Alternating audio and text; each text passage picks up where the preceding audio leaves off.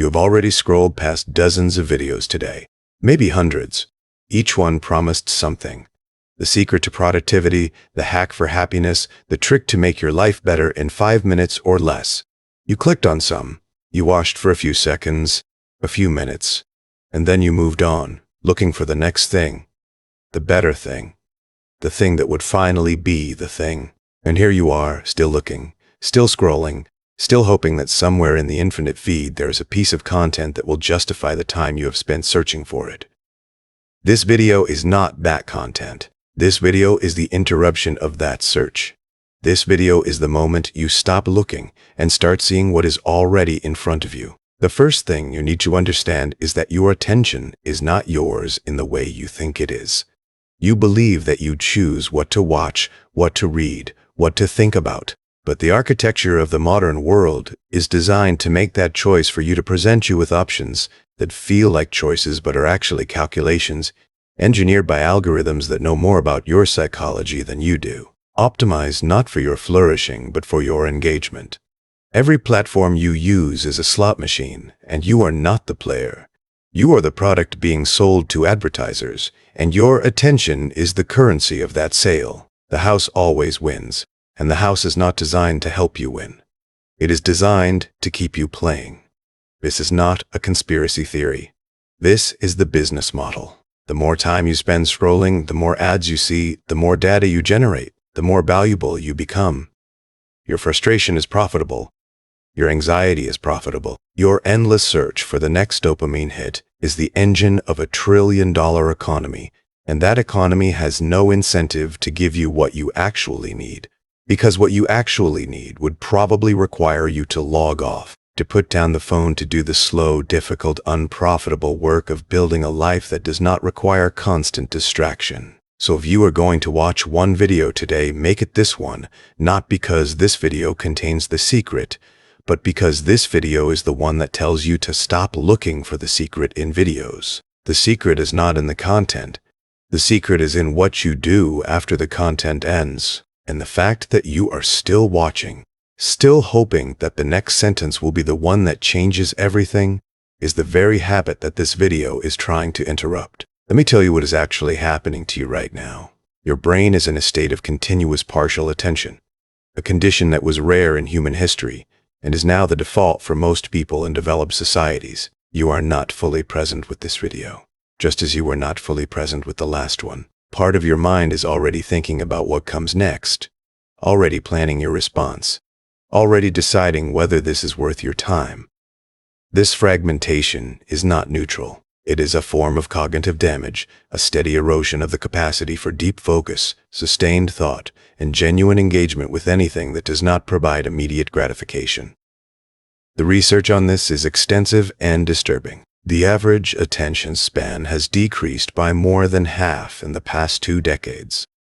The capacity for delayed gratification, measured by the famous marshmallow test, has declined across generations. The prevalence of anxiety, depression, and attention disorders has risen in parallel with the proliferation of digital media. Correlation is not causation, but the pattern is too consistent to ignore. We are training our brains to be distracted, and then we are surprised that we cannot focus. We are feeding ourselves a diet of sugar and then wondering why we are malnourished. The platforms know this. They employ teams of psychologists, neuroscientists, and behavioral economists whose job is to make the product more addictive, more engaging, more difficult to put down. They study the variable reward schedule, the intermittent reinforcement that makes gambling addictive, and they apply it to your feed. They know that the uncertainty of what comes next is more compelling than the certainty of what you already have. They know that the fear of missing out is more powerful than the satisfaction of having enough. They know that your brain will keep seeking, keep scrolling, keep hoping, long after any rational assessment would tell you to stop. And they use this knowledge against you, not because they are evil, but because they are businesses, and businesses are designed to maximize profit, not to maximize your well-being. So what do you do with this knowledge? The first response is often anger, a sense of betrayal, a desire to fight back against the system that has been exploiting you.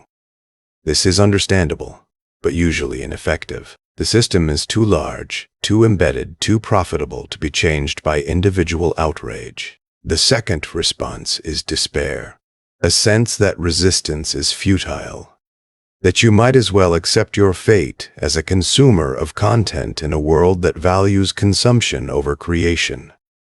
This is also understandable and also ineffective. The third response, and the only one that matters, is strategic withdrawal. Not total rejection of technology, which is neither possible nor desirable for most people, but a deliberate, conscious, disciplined reallocation of your attention from the platforms that exploit you to the activities that develop you.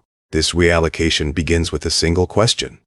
What am I actually trying to achieve? Not what the algorithm thinks you want, not what the culture tells you to want, not what your fear of missing out manufactures as a want, but what you, the person underneath all that noise, actually need and desire. This question is harder to answer than it sounds, because the noise has been playing for so long that it has become indistinguishable from your own voice. You may think you want success, but what you actually want might be security.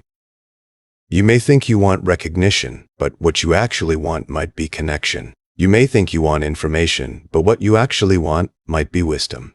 And these deeper wants cannot be satisfied by the feed, because the feed is designed to keep you wanting, not to help you find what would actually satisfy.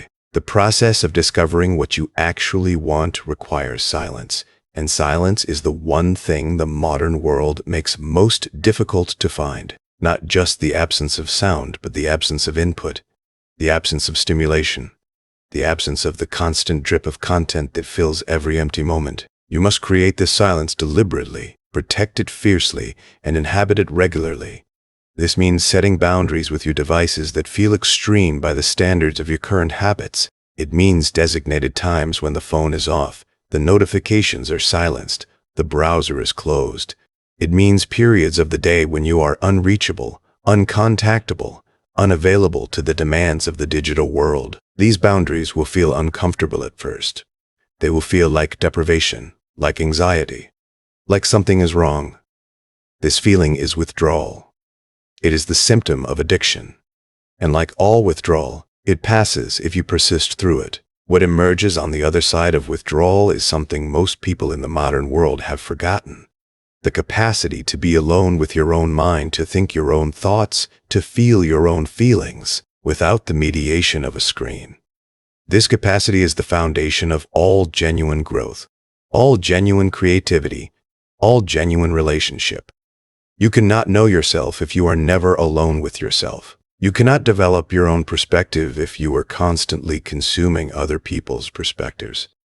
You cannot create anything original if your mind is always filled with other people's content. The silence is not empty.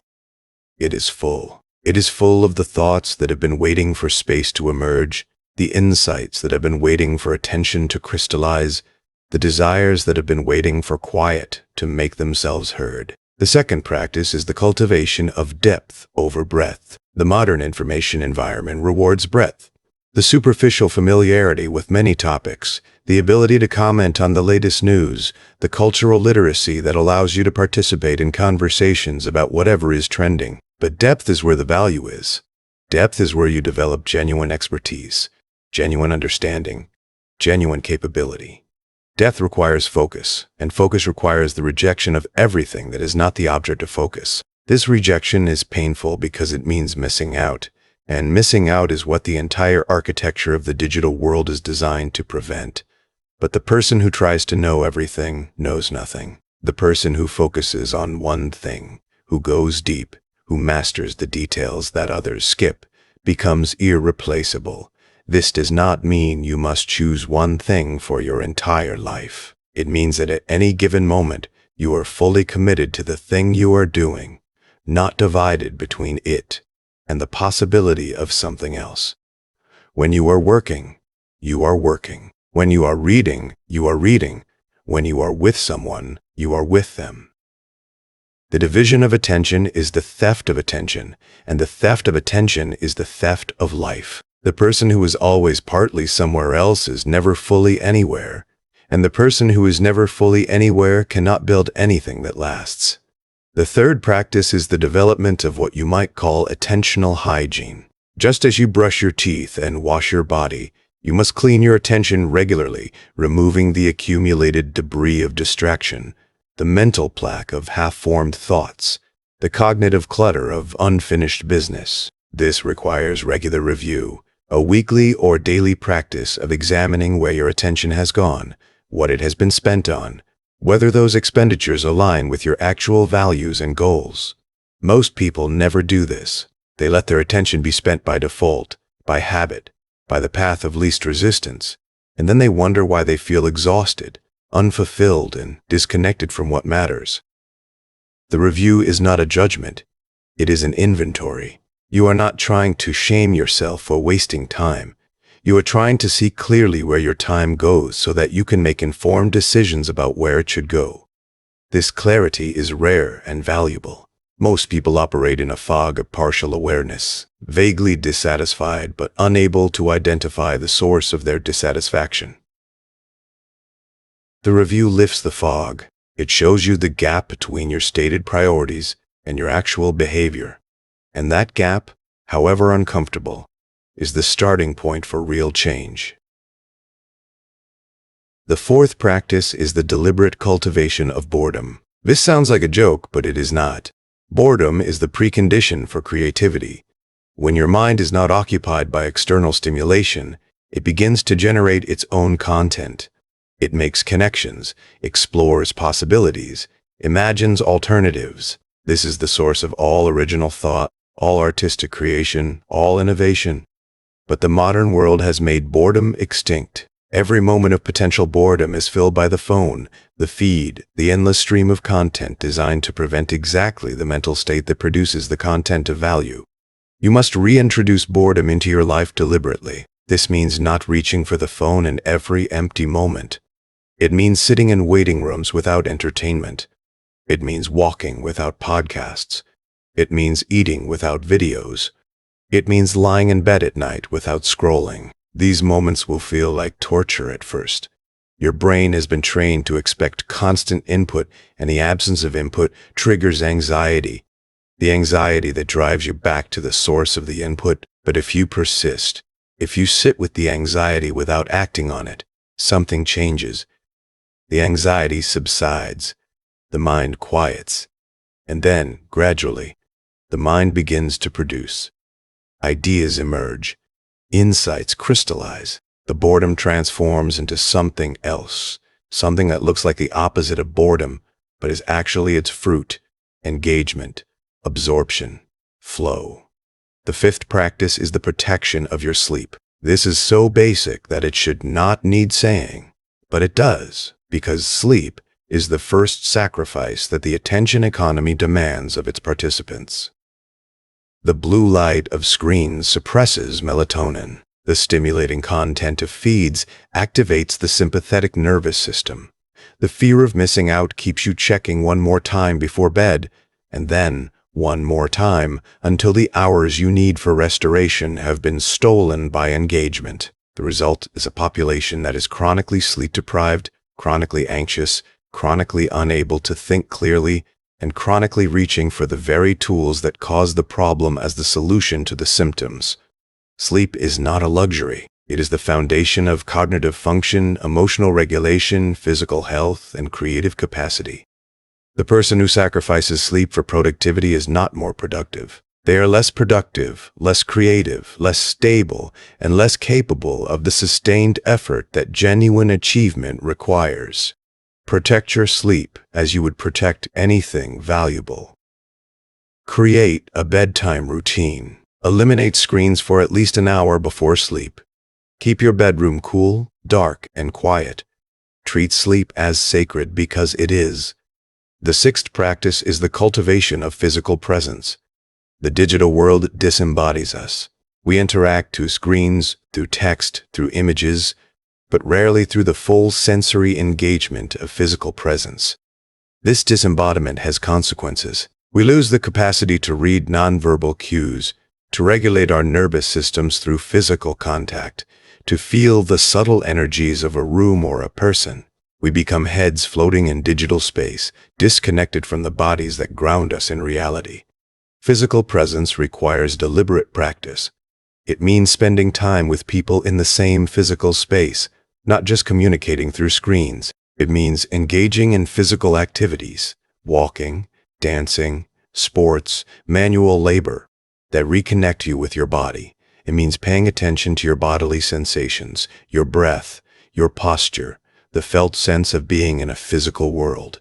This reconnection is not just good for your health. It is good for your mind. The body is not a vehicle for the mind. It is the mind's foundation, and a mind disconnected from its foundation is a mind adrift. The seventh practice is the development of what you might call a personal canon. The modern world offers infinite content, and the infinite is paralyzing.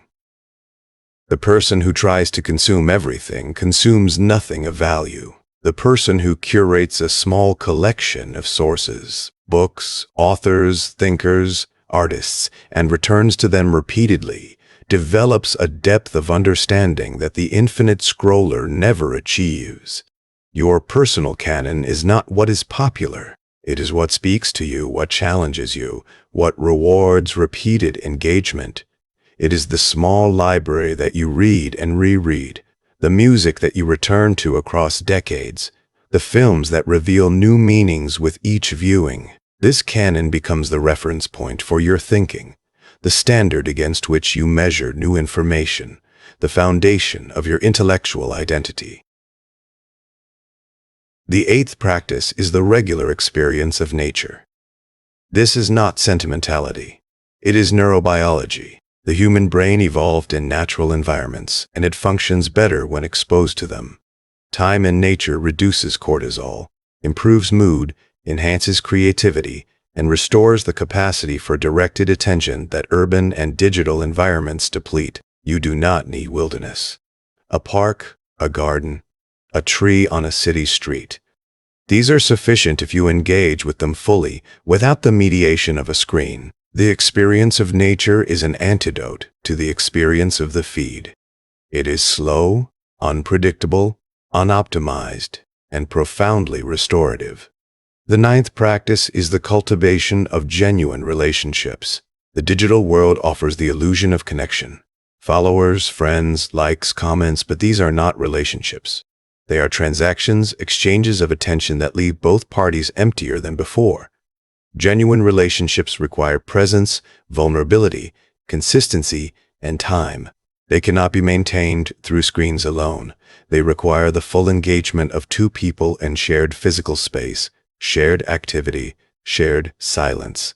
The person who substitutes digital connection for physical connection ends up with neither. The person who protects their relationships from digital mediation preserves something that the feed cannot replicate.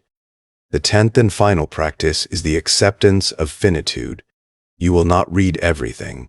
You will not watch everything. You will not know everything. You will not experience everything. This is not a failure. It is the condition of being human. The attempt to overcome finitude through consumption is the source of the anxiety that drives the attention economy. The acceptance of finitude is the source of the peace that allows you to focus on what matters. You have limited time, limited energy, limited attention. The question is not how to maximize these limits, but how to allocate them in accordance with your deepest values. This allocation is the only freedom you have, and the attention economy is designed to take it from you. Reclaiming it is the most radical act available to you in the modern world. So if you only watch one video today, make it this one. Not because this video is special, but because this video ends with an instruction that most videos avoid. Turn off the screen, close the browser, put down the phone, and do something that the algorithm cannot measure, cannot monetize, cannot replicate.